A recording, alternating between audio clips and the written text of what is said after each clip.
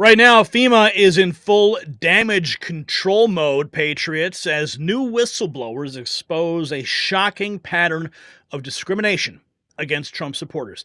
Chairman James Comer just revealed devastating testimony about FEMA contractors telling families to remove Trump signs to simply get help. Meanwhile, Americans are freezing in tents while FEMA officials sleep in heated RVs. We've got exclusive footage from FEMA Director Deanne Criswell's congressional testimony that left AOC speechless. And wait until you hear the latest whistleblower's account about what happened to an elderly disabled veteran. The discrimination isn't just real, it's systemic. And Patriots, while FEMA is discriminating against Americans, your personal data is facing discrimination too. Just like FEMA contractors targeting Trump supporters, hackers are targeting your devices. That's why you need VirtualShield Antivirus Pro. While FEMA officials try to cover their tracks, VirtualShield protects yours, blocking malware and security threats before they reach you. Don't let them compromise your digital security like they're compromising disaster relief. Go to virtualshield.com/nextnews for a 7-day free trial and save up to 75% during their Black Friday special. Protect yourself before it's too late. And we thank Virtual Shield for their sponsorship of this program. Okay, so the big news that just dropped today, FEMA was getting grilled on Capitol Hill. Representative James Comer says there is a new FEMA whistleblower. My staff just made contact with a new whistleblower who provided a credible account that a FEMA contractor visited the home of an elderly disabled veteran's family around October 10th.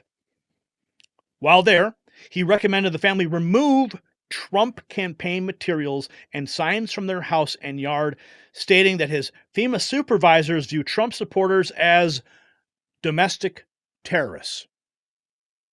The elderly homeowner were so frightened by this and afraid that they would not recover their loss, they removed the signs. Nevertheless, FEMA has not returned to their residence. This took place not in Florida, but in Georgia. And this just goes to show that this is systemically baked into FEMA. And now we have, this is Comer discussing that today in the Oversight Committee. During the recess for votes, my staff made contact with a new whistleblower who provided a credible account that a FEMA contractor visited the home of an elderly disabled veteran's family around October 10th following Hurricane Helene. While there, the FEMA contractor recommended that the family remove Trump campaign materials and signs from both their house and their yard. He warned the family that his FEMA supervisors do not take kindly to Trump supporters and that they seem as domestic terrorists. The elderly homeowners were so frightened by this and afraid that they would not recover their loss that they removed all Trump materials and signs. Nevertheless, FEMA has not returned to their residence. This took place not in Florida, but in Georgia. Administrator, we're happy to provide you with more information on this, but we and the American people want to know what FEMA is doing to ensure that political discrimination is not dictating how the American people are receiving aid following a disaster. During the recess for votes, my staff... That was only the beginning. FEMA director says criticism of the agency is misinformation. The Biden administration has weaponized federal agencies just as the Obama administration did. This is an article posted by the Federalist. So anytime you criticize a government agency, it's simply misinformation. That's how they're framing everything. We saw this during the hurricane response. FEMA Director Deanne Criswell confirms employees avoided Trump's home, promises Inspector General probe. Instead of addressing the Daily Wire's shocking report that FEMA leaders instructed staff to avoid homes with Trump signs, she dismisses the incident is not a policy at scale and claims that allegations against FEMA are very large and influential pieces of disinformation. Okay, but when that woman comes out and she confirms it, she goes on does multiple interviews. Really? That's misinformation? Disinformation? Okay, AOC Do your best. Let's listen to ALC do her best gaslighting now. But I wanted to move a little bit into your work and what we're seeing now in the current information environment, especially after a disaster. Administrator Criswell, recently in North Carolina and with these storms and hurricanes that have hit this year, there have been very large-scale moments of disinformation regarding FEMA, correct? Yes, ma'am. One of those that I've just seen is this idea that, and I'm going to ask you if this is true or not, and I apologize that I even have to ask you some of these things, but I think it's important for the American people to see in a setting like this, where we have to swear to tell the truth, that we see officially on the record that these things are not true. The first being that the suggestion that FEMA assistance was only a $750 loan that would have to be paid back, and if not, FEMA would seize the homes of everyday people who may not be able to make that back in such a catastrophic moment. Is that correct? That is completely inaccurate. Completely false, correct? But was it in your assessment, and did you see lots of people believing this on the ground or in the field? I was on the ground for over 3 weeks in North Carolina, and I did hear from people on the ground asking me, is this real or is this not real? Another one that I also saw very widely circulated, that FEMA did not have enough money to provide relief services because that allocation of funds went to either undocumented immigrants, aid to Ukraine, or even aid to the Israeli government. Is that correct, that FEMA's funds were allocated away to those causes? Completely inaccurate. Completely false. On the record, completely false. Correct. And she's under oath. Remember that. And other things that we've seen as well, that it's standing policy for FEMA to politically discriminate. We know that that's not true, correct? Correct. And there was an incident we see, but that individual was fired, and that this is not a policy at scale, correct? Correct. Now, we know that these are important. Okay, but she actually said it was the orders came from above her. The one who got fired is running around whistleblowing, saying the orders came from above and that she's being thrown under the bus. Don't forget that. Here we have Congressman Michael Cloud,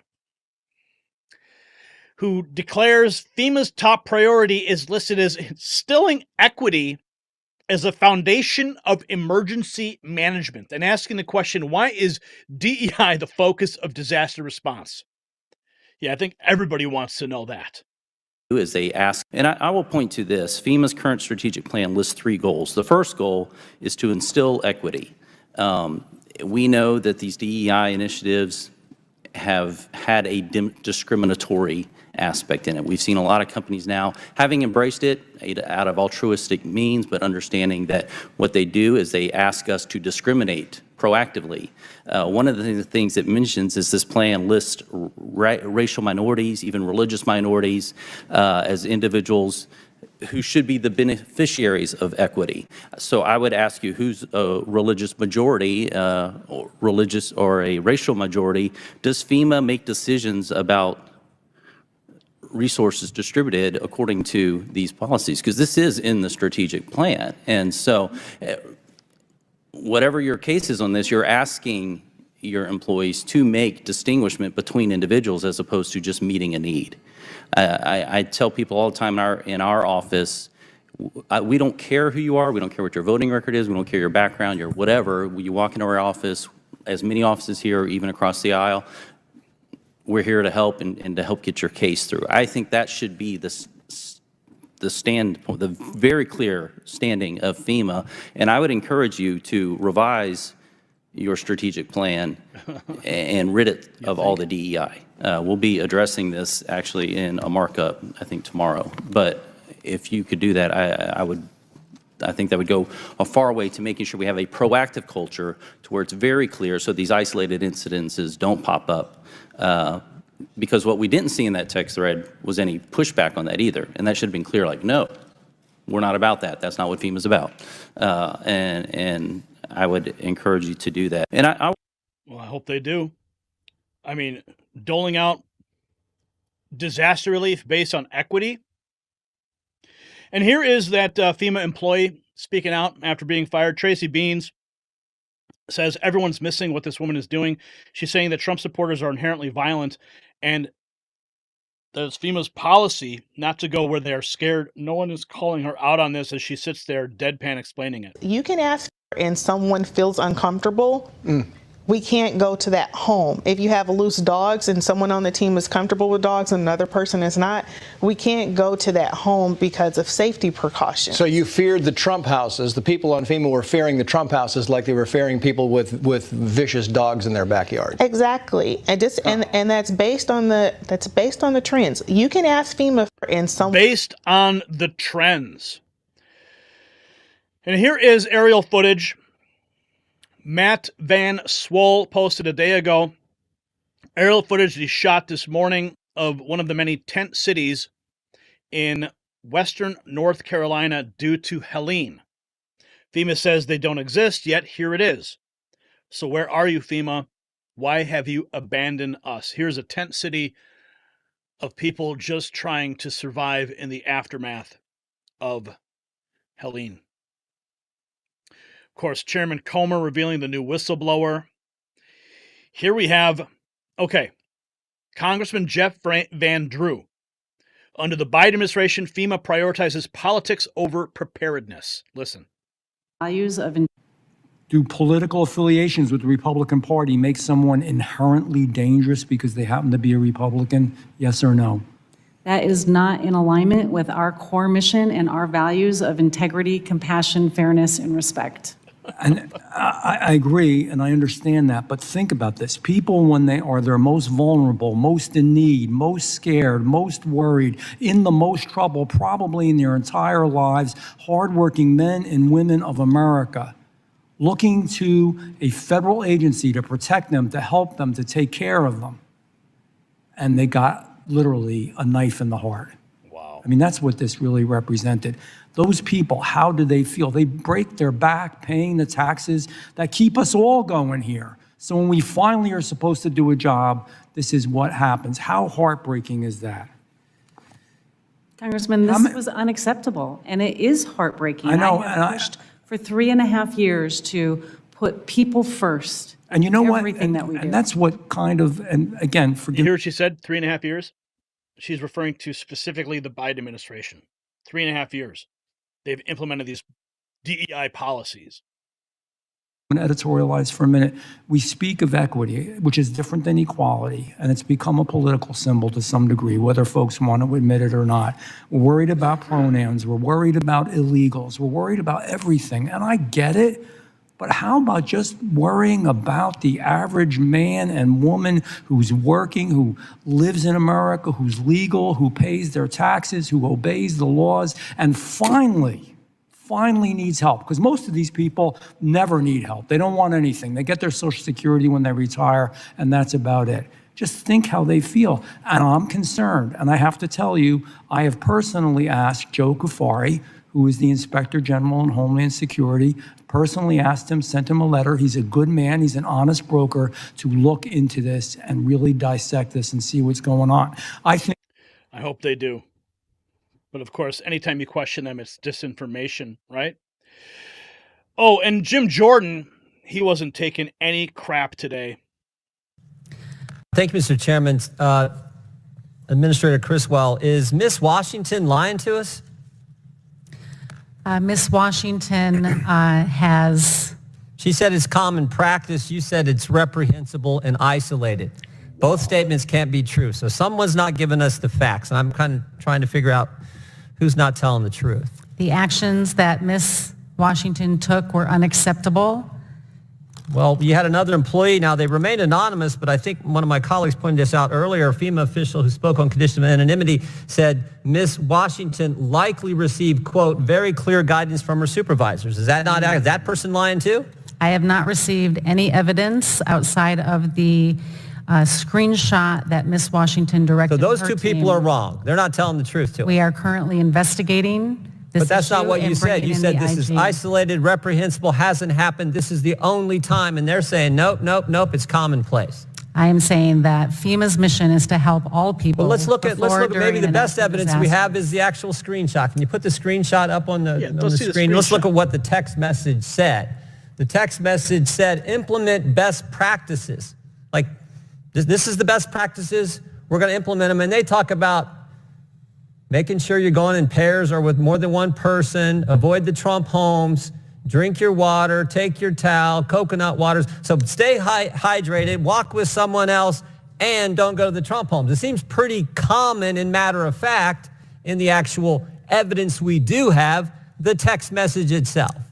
But you're still saying Miss Washington and this other person aren't telling the truth.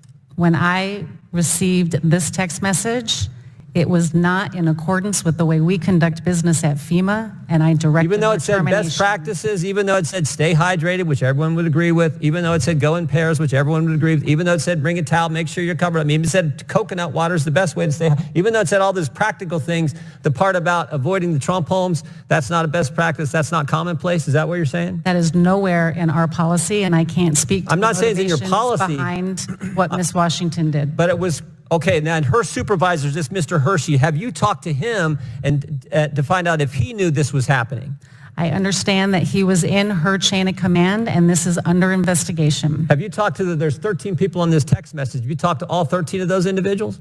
This incident is under investigation. That's not what I asked you. I know it's under investigation, and we know how investigations work when it's done inside the agency. It takes forever. I'm asking, did you talk to the 13 people on this best practices text message?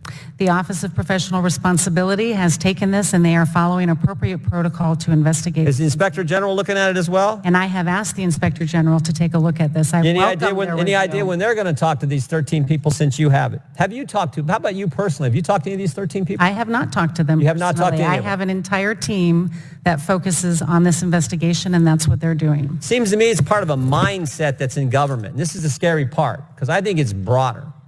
And you don't have to take my word. Take it what people have said. I mean, this reminds me, we've talked about this many times, but I can think of, well, actually the same person, let's go back to that. The same person who said that this likely received very clear guidance, this other FEMA official, also said this: I've heard from other entities who are serving in North Carolina that there was clear guidance to be mindful, quote, of the types of people who are in Western North Carolina.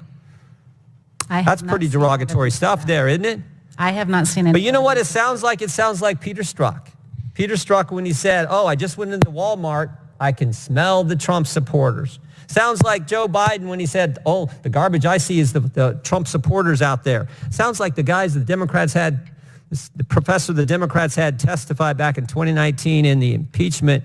Conservatives, especially very conservative people, tend to spread out, perhaps because they don't even want to be around themselves. This disdain, this mindset that's in the government where everyone's deplorable, everyone's garbage, everyone is, smelly people at Walmart, and be mindful of those people in Western North Carolina. That's what it sounds like. And again, the best evidence is the text message we have, which reinforces that mindset that we have seen from so many people in our government.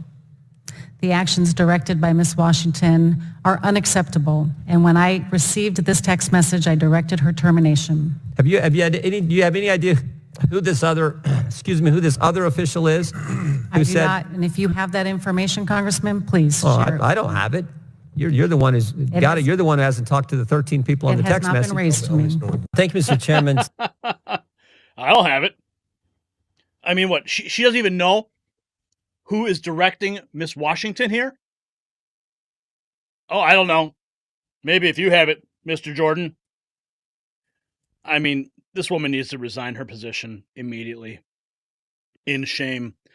Here's Cory Mills just 8 hours ago talking about the weaponized Department of Injustice for lawfare against political opponents, the discriminatory treatment of those in need to use disaster relief in FEMA. anything. This is an area. Look, I spent roughly 11 days in Western North Carolina, going from Asheville to Banner Elk to Pensacola, North Carolina to Bat Cave to all the impacted and hard-hit areas. And I can tell you that during that time period, we didn't see FEMA out there doing anything. This is an area which is predominantly red. But to your point, what we witnessed is that areas that had 70 to 80% who had voted for Trump were the ones that was actually being discriminated against. I don't think this is necessarily a best practice. I think this is political weaponization, which has continued to go on since the weaponization of the IRS and before. And so I think that what we need to be getting is answers on how it's okay for a political party to start actually using taxpayers' funding or withholding taxpayers' funding based on your political affiliations. Look, That's where we're at. That's where we're at with this administration. The toxic hatred of Trump supporters. Tim Burchett was there. This is his takeaway following the hearing. I was asking her, hey everybody, Tim Burchett, just leaving Oversight Committee. The head of FEMA was in there. Everybody was asking her about the folks from FEMA that weren't helping out people that had Trump signs in front of their house. And we've got more. I've got a whistleblower that's come forward now and said there's more than that. The person who did it was apparently let go. I asked about the investigation, and we got a lot of legal talk about how we're investigating that, and the way that'll work out is get right close to the end, and then they might issue a report, and they might not. Just crooked as far as I'm concerned. That's disgusting if they'd and then of course my colleague from Texas, she's in there across the aisle making the point it was only 21 people, 21 households. And can you imagine the outrage if it had been, say, a group that they refused to help somebody because of their religious beliefs or their, where their families were from or something. It's just total double standard, as always. But I wanted to get into how their reimbursement schedule was differentiated between North Carolina and Tennessee, and the cost share is different, and it's 45 days for Tennessee, and I think 120 or something or more for North Carolina. So there's a big differentiation in trying to get to the bottom of it. Not real sexy, but it affects the reimbursement from the state and ability to pay people that are actually going to do the contract or do the cleanup, because it sure as heck won't be a federal employee. Oh man, I'm glad this hearing happened today. And this is all because the Daily Wire broke this story. Here's more from Matt Van Swall. There are Americans freezing in tents while FEMA officials are sleeping in heated RVs. Look at this beautiful FEMA camp set up just for FEMA as Americans freeze to death. Oh, and let's talk about that $750, shall we? Do you see the absurdity that American citizens are getting their $750 and then, yes, struggling through a very complicated process to meet the thresholds necessary to get the aid they need to have housing, food, and shelter, while your agency is contracting with not-for-profits to easily hand out access to those who are placed here illegally? Do you see the absurdity? Congressman, our mission is to support people, help people before, during, and after disasters. And do you think that there is, ma'am, do you think in responding to an emergency, the priority of government ought to be to ensure that American citizens are triaged and that the services of FEMA are focused on responding to them and their service programs first? I absolutely believe that the services that FEMA provides should be supporting the people that have been impacted by disasters. Should there be equity in that distribution and response? Should there be fairness in that response? We should make sure that all people have access to our programs and that we remove Fair enough. the barriers. So this is my time, and I get 2 minutes to do it. So in fairness, do you not see the inequity in those placed here illegally having taxpayers support a plane ticket, a house, a hotel, food, cell phones, access to health care, do you not see the inequity that they have access immediately? I want us to be a welcoming nation, but if we cannot respond to those who are living in emergencies, then we do not have the right to claim that we are the Federal Emergency Management Administration. Do you not see the inequity? Congress directed. No, Congress established law. You have to prioritize, triage, and decide. During COVID, there were federal agencies and local governments who were responsible for providing lots of services. We said, in this emergency, you're not going to do that. We told federal employees, get back out onto the ground because you've got to respond to a public health pandemic, and most of them were never involved in public health response. You established the priority. Why can you not say today that the priority ought to have been to make sure that American citizens were getting first response, adequate response, and not distracted response? Why can you not say that? Our priority is the American people, and we administered our disaster programs. And you will not admit to or acknowledge the inequities. I'm not trying to be combative. This is absurd. Today, when you spent some time and my colleagues talk about misinformation, first, misinformation is freedom of speech, whether it's true or not. But you know what fuels misinformation? The inequity that FEMA has engaged in, because it allows for people to assume, whether true or not, a level of either incompetence, inefficiency, or lack of concern for those who are struggling the most when they see individuals enter this country illegally and then are transported here and receiving services. And you know that it is easier to access the shelter and services funding than it is to access disaster relief aid, housing assistance, small business aid. You know that it's more complicated. Doesn't that in and of itself fuel the misinformation? Congressman, we are administering that program as directed by Congress. You are not administering the program as directed by Congress. We established the law, we established the provisions, and we expect the person, whether it's the president or the administrator of FEMA, to decide what is and is not priority in response to emergency. And by that very measure, with all due respect, the agency has failed. And the agency has failed. They are on the hot seat today. Here's more. Oversight Committee puts the fire on FEMA administrators saying we give $10,000 to an illegal citizen to come to our country, get a plane ticket, get a hotel stay, but then we offer victims of Hurricane Helene $750.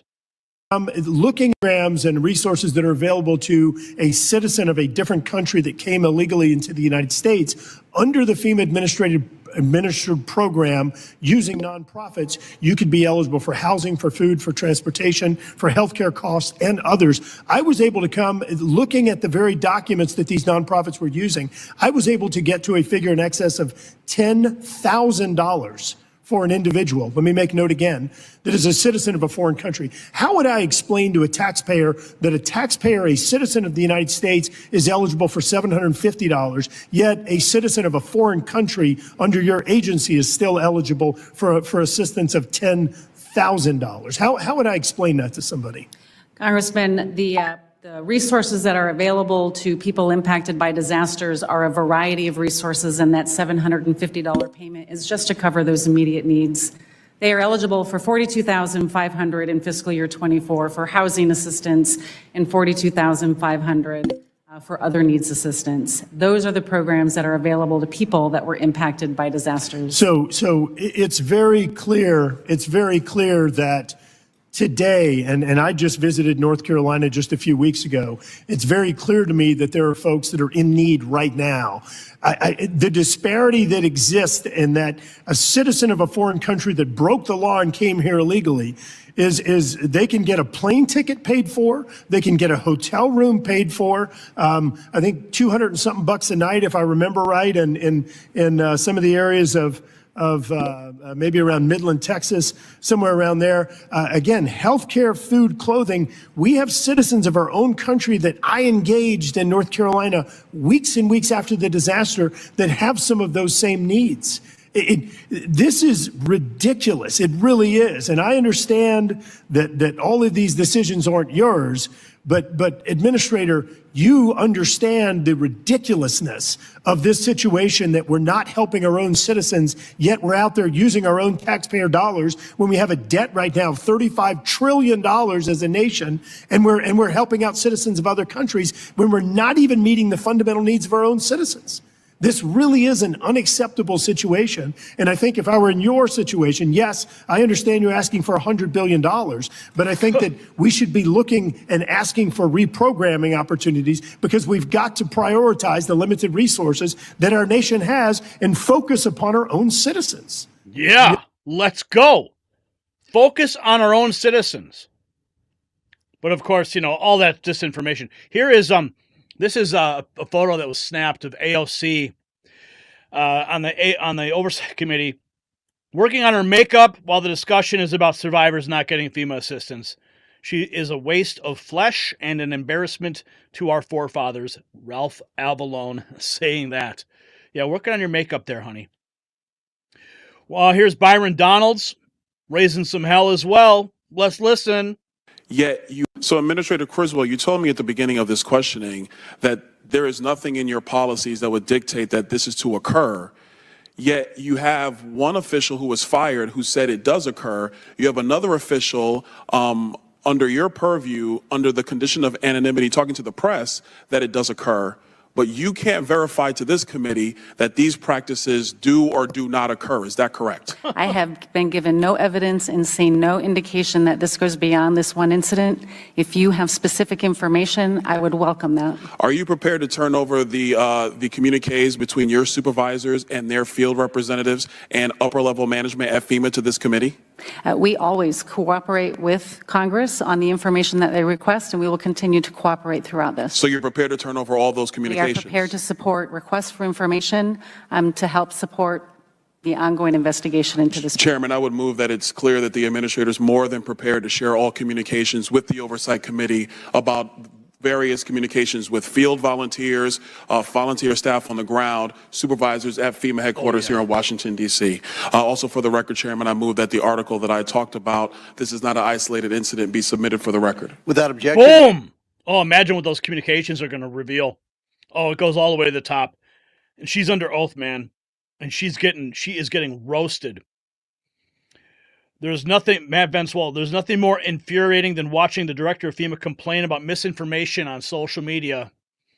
He says, when I drove down the road 45 minutes ago, I saw U.S. citizens living in tents. Social media.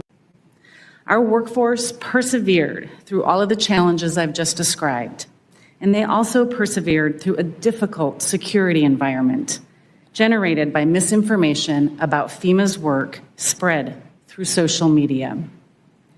We help all survivors, all people, obtain all of the assistance that they are qualified for under the law. And misinformation was making that work much more difficult. Okay, so let's be clear here. When everybody on the ground was saying that they are not helping Trump supporters, it was called a conspiracy theory. Daily Wire breaks the story, brings out the text messages, reveals it to be true. The person is fired, goes on interviews revealing that the communiques go higher than her, and yet she's calling it all misinformation. No, you just got smoked, honey. The party is over. The mask has been ripped off of FEMA. Oh, wow. Congressman, you have my commitment that we will look into all of those projects, and you have my absolute determination that we do not discriminate against any state. We provide support for everyone impacted by disasters. Yeah, I think we'll leave it at that. She's under oath. And there it is. Irrefutable evidence of FEMA's politically motivated discrimination against Trump supporters. When federal agencies weaponize disaster relief, we are no longer living in a free republic. Show your support for the victims by wearing our new MAGAvengers gear from shop.nextnewsnetwork.com. And now here's what should keep every American up at night. And I want to see your thoughts in the comments.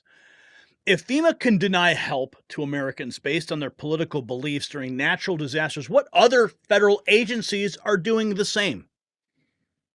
How deep does this discrimination go? And more importantly, how many Americans have suffered or even died because they dared to support the wrong candidate?